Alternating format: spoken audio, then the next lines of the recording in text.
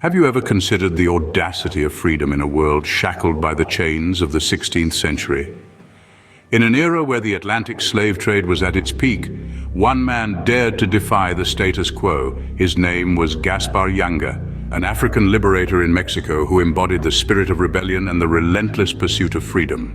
Born in the region we now know as Benin, West Africa, Gaspar Yanga's life took a drastic turn when he was abducted and sold into the harsh reality of slavery.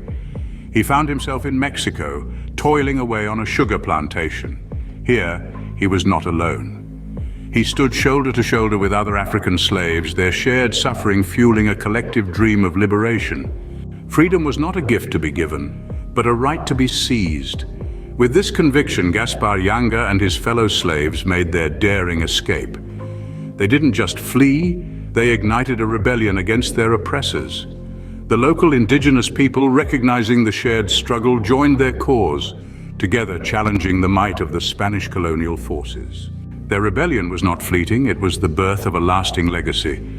Deep in the remote hills of what we now call Veracruz, they established a settlement, a beacon of hope amid despair. They named it San Lorenzo de los Negros, a testament to their African roots and the freedom they had fought for. Their independence endured for over a century, a shining example of resilience and determination.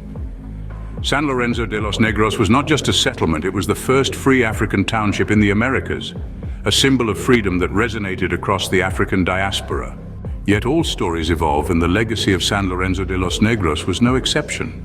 Over time, it was absorbed into the Mexican population, but its spirit remained undying, carried forward by the descendants of those brave pioneers. The story of Gaspar Yanga is one of courage and unyielding resolve. His life and achievements have inspired generations of African-descended people in Mexico and beyond. He is revered as a hero, a symbol of the relentless pursuit of freedom, even in the face of insurmountable odds.